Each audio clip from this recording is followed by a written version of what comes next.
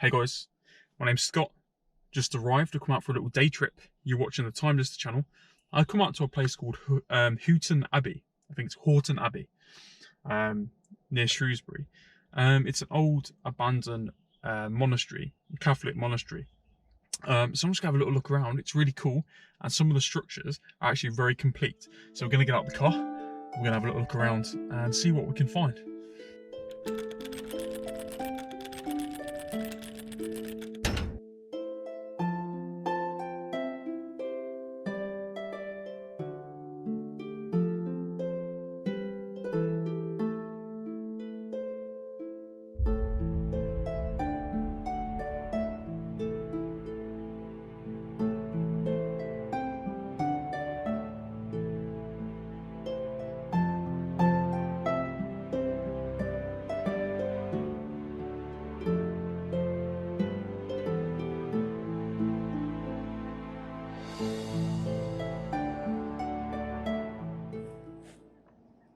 Absolutely massive. Houghton Abbey. It's like a branch of Catholic monastery in the Middle Ages that have worshipped as St. Augustine. So it's Augustine, which is a branch of the normal Catholic kind of standard ideology, I suppose, religion. Really cool. Obviously, this monastery built in the Middle Ages, and you know, has a lot of wealth. You know, you can see that by how big the windows are. It's really, really cool. And you know, it's going to be going until Henry VIII starts to demolish and puts aside, declares himself as head of the church, and then we'll start to see this come into dismay. But really cool. Let's have a little explore, have a little look around, because it is nice sunny day. Sun's out, guns out.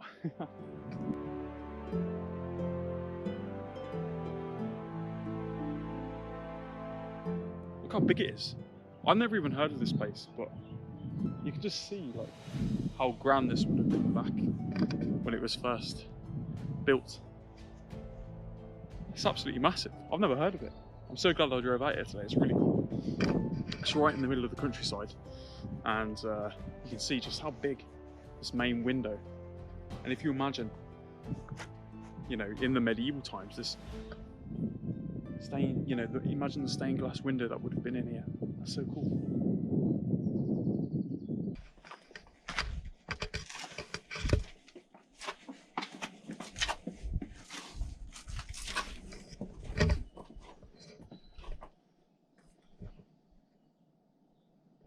Really cool.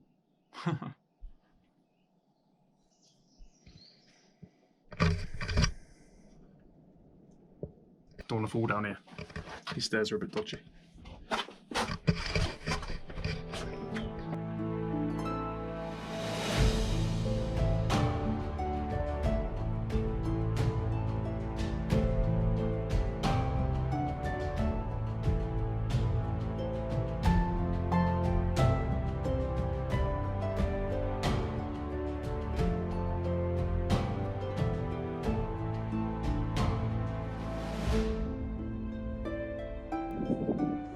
Here's like a big square where they would have been walking around, big open square for the monastery, or like you see, where there's like a nice garden in the middle.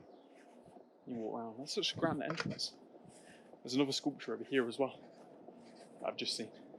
And you can see the top of the window frame here of how ornate it is. It's really cool.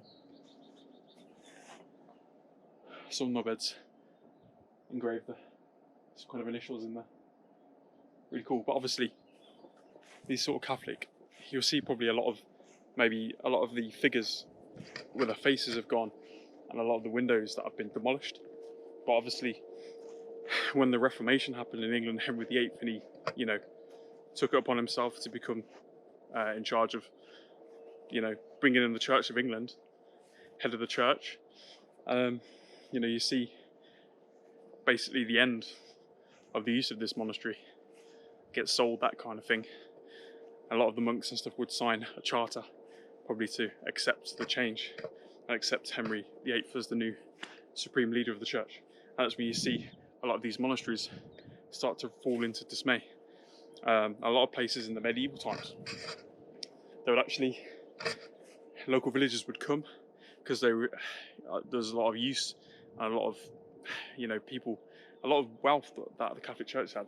So what would happen a lot of the time is that some people would come and they would steal stone and try and earn a bit of money out of it. I think it's Haughmond Abbey. A lot of things happen there where they stole bits of the roof and stuff like that and slate off the roof. It's worth a bit of money. Can't believe I've never been here before. It's absolutely massive. Look how big this place is. It's so cool. I can't believe this is a free to enter site in Shrewsbury. Free to enter. Can you believe it? Run by English Heritage. That's so cool. Look, absolute bit of history.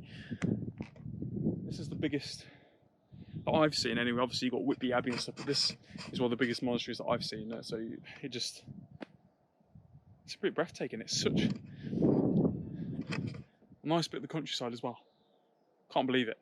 Can't believe it.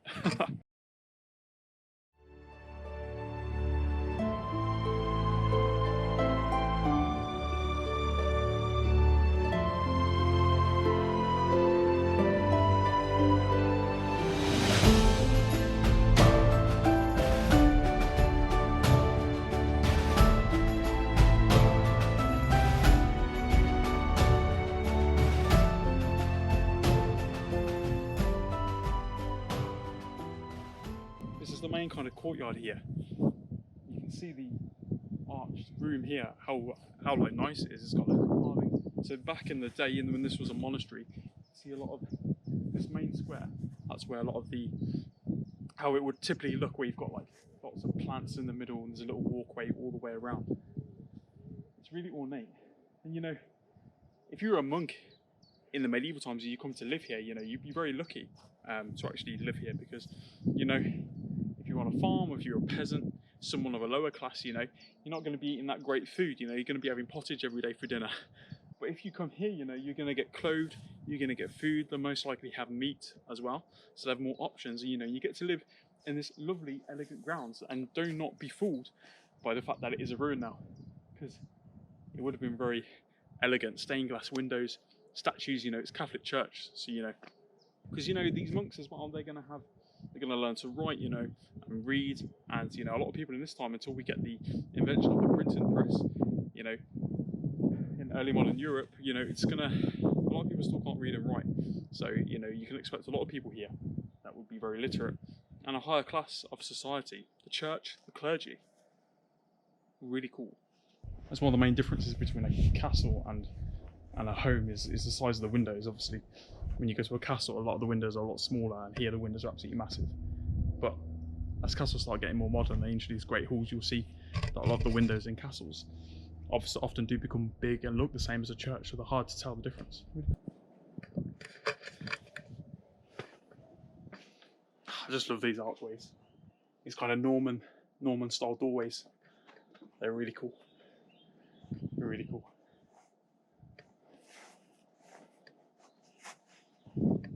But I'm about 6 foot, but if I was to walk through here, I'd smash my head in. People in the medieval times must have been quite small. Behind me here is a place where the monks used to eat. So it's on two layers. You've got the underlayer, which you can see here with the pillars. That's a basement where they would have used storage for food, and peasants or servants could have been in there. And the higher up bit, where the next level ends, that's where you get everyone sitting on long tables and they'd be eating their food. Really cool. But if you were eating your food, you'd have to probably stay quiet while they said prayers in the background. So forget Spotify. Get another monk saying some prayers in the background while you eat. Really fancy, There's a picture up here as well, and it depicts loads of drawings and paintings on the wall. So a lot of people think in the Middle Ages that a lot of it was just grey and not very colourful. But if you come to a place like this, it would have been very colourful. Lots of colour on the windows and whatnot. It would have been amazing to see if you were a farmer on the land and that's, you come here to visit for the day. But this is a very seclusive place for the people that lived here. Really cool. My name's Scott. You've been watching the Time Justice channel.